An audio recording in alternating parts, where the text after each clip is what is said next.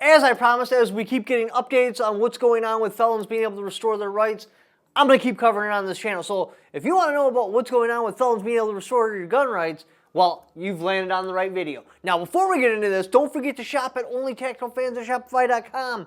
That is a merchandise store that supports all of this.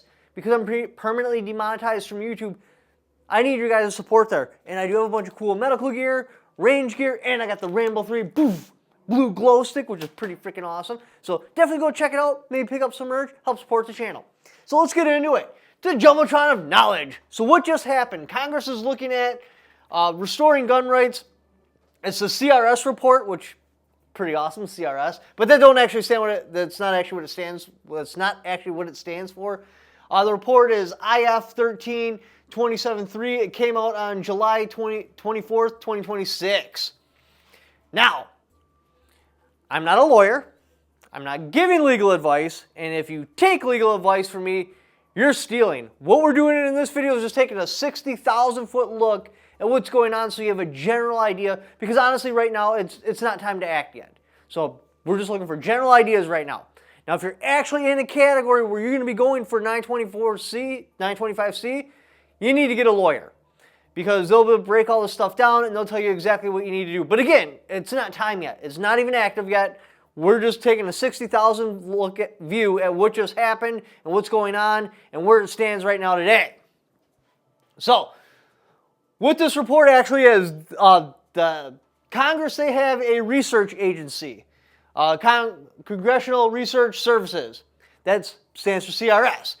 What these do is brief Congress members on different aspects of law, what it means, how it will affect people. Well, they just put out a report going over that. And what it does, it analyzes the Trump DOJ plan to revive the long-dead federal prohibition on 18 U.S.C. 925C. So this is not a new bill. Nope, Congress doesn't need to vote anything in or write for anything. Basically, from what I understand, all they have to do is just appropriate some money to be able to go for this. So, what's happening is they're switching from the ATF to the Attorney General. This came out for a comment, or the final rule was March 5th or March 20th, 2025. This was under General Attorney Pam Bondi, and it was about 925C, removing it from the ATF and moving it over to the Attorney General's office. Before Congress, what they had since 1992, which I'll get into the details a little bit later, is banning funding for the ATF to be able to actually look into these applications and see if maybe they could possibly go through. So that's all removed now because it's going to the Attorney General's office. All right, so what is it going to cost you? It's looking like right now to put in an application, it's going to be $20. The DOJ is estimating roughly 1 million of these applications popping up on the first year, so expect a wait. If I had to guess, at least 12 months wait period. We'll see though. Fees that are intended to help cover the costs. Still massive work that needs to go in there and a lot more money. So who can actually apply? This is going to go on by a case-by-case basis. There's going to be no blanket like, oh, this crime can apply or this crime can apply. Because from what I understand, they're looking at the person. What does criminal history look like? Does he have family? Does he have kids? Is he employed? All that stuff. They're looking at the person, not the charge. Now, there are some charges that are probably going to be a swing and a miss. For example, violent felons. You're probably not going to be able to restore your gun rights. Sex offenders.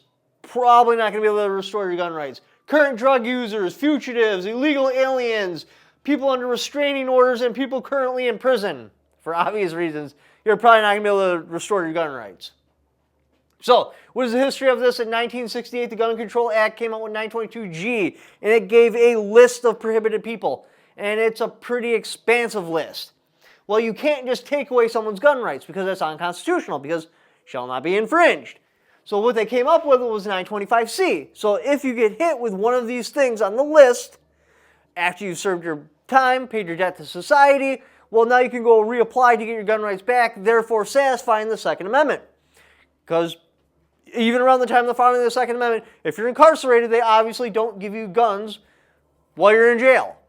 So the idea is like, all right, that lines up with the historical traditions of this country. If you're incarcerated, well, you don't get guns, or if you're under certain like indictments and stuff like that. But then when you're done, you get your guns back. And that's the whole point in 1968 where they had 925C. Now in 1986, they expanded it even more on who could actually apply to this, and everything was going great.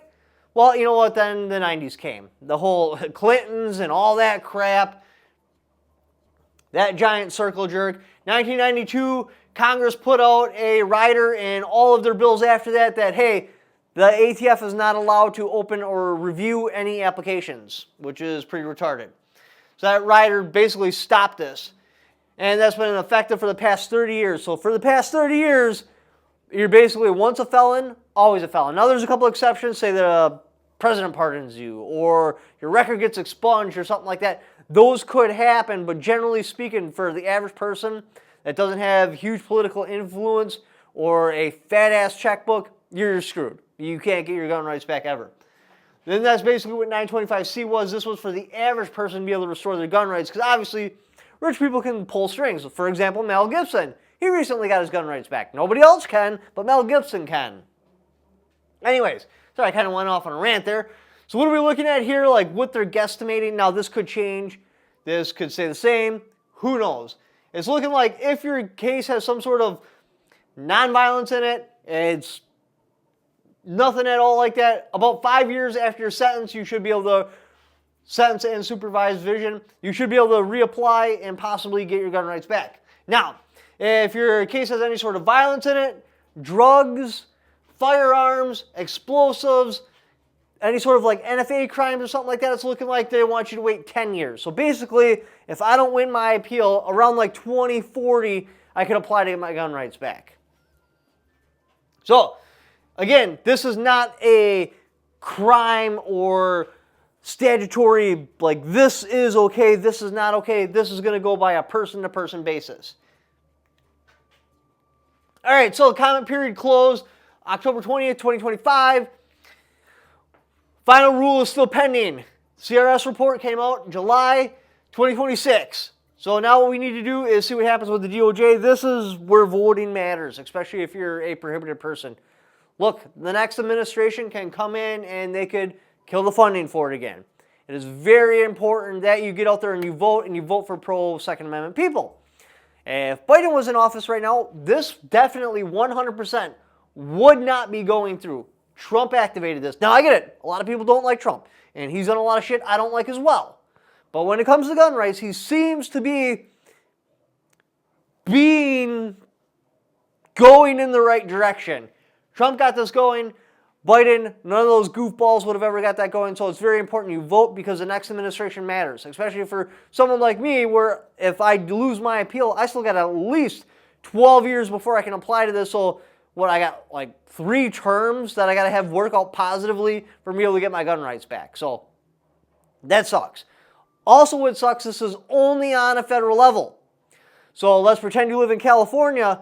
Even if you get 925C, do not expect to be able to get your gun rights back. Because what they're going to do, if they haven't already done it, I don't know a whole lot about California law, but I know the spirit of what they like to do, is the second this gets approved, they're going to put out a state law banning anybody that has been convicted of basically anything on 922G from being able to get a firearm. Now, like Texas, yeah, you'd be okay. You get 925C, Texas doesn't have a problem with that, you're good to go. So, again, this is only helping you on a federal level. So that sucks too. Basically, this is the first attempt, the first administration, the first person that has really put a positive foot forward when trying to restore gun rights, is specifically targeting basically nonviolent criminals. Yeah, it will be more expensive than that. And again, it's going after the person, not the actual crime. So that's pretty cool. Like, we got to take our victories where we can get them. We can't just all be doom and gloom like, oh, they did this wrong. And you got to look at the victories too. Anyways, appreciate you guys watching my videos. If you'd like to help support the channel, again, only tactical fans at Shopify.com is the best way to do it. Now, if you want to support the channel, but you don't have any extra money, or you don't want to spend any money, or you don't see anything there that you want for sale, click on that Amazon affiliate link. Even if you don't buy what that link is for, just clicking on it and doing the Amazon shopping you were already going to do anyway, it'll kick back for it because you came there off my channel. Thank you for watching. Don't forget to subscribe.